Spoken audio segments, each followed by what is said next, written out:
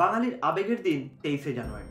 শুধু তাই নয়, বিশ্ব ইতিহাসের পাতা উল্টালেই নেতাজি সুভাষচন্দ্র বসু সম্পর্কে হয়তো একটা কথাই চিরতরে লেখা থাকবে, তা হলো মানুষটি বিস্ময়কর। পরাধীন ভারতবর্ষের একজন নেতার অপরিসীম ক্ষমতা অবাক করেছিল সেই যুগের তাবর তাবর নেতাদের। কিন্তু কোথা থেকে এই সাহসিকতার উৎস জানেন?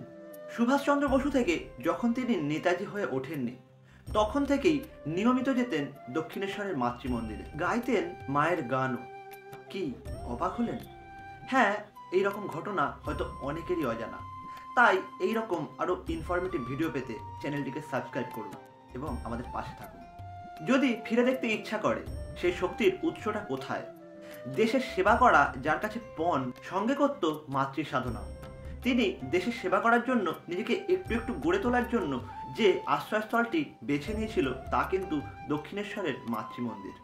বলা যায় দক্ষিণেশ্বরের মা ভবতারিণীর মন্দির ছিল নেতাজি সুভাষচন্দ্র বসুর জন্য কিন্তু শক্তির উৎস। মাঝে মধ্যেই নেতাজি সুভাষচন্দ্র বসু এই দেবালয়ে আসতেন। গঙ্গা পেরিয়ে নৌকা করে কিন্তু যেতেন বেলুড় মঠেও, গাইতেন মায়ের গানও। তার সঙ্গে থাকতো প্রফুল্ল সরকারের মতো বিখ্যাত মানুষেরাও। নেতাজি যেখানে যেতেন তার সঙ্গে থাকতো গীতা, জপের মালা এবং মায়ের পায়ের শুকনো জবা ফুল।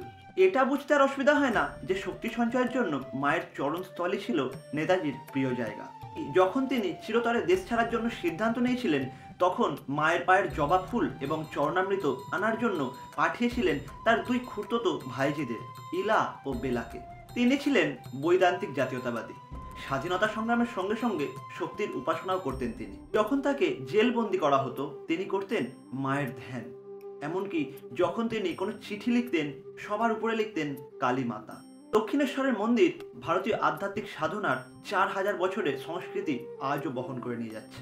গোটা দেশবাসীকে অবাক করে দেশ ছাড়ার আগেও কিন্তু দক্ষিণেশ্বরের মায়ের পায়ের ফুল নিয়ে তবেই কিন্তু দেশ ছেড়েছিলেন। তবে নেতাজির এই যাওয়া তো আর যাওয়া নয়, আসলেই থেকে যাওয়া।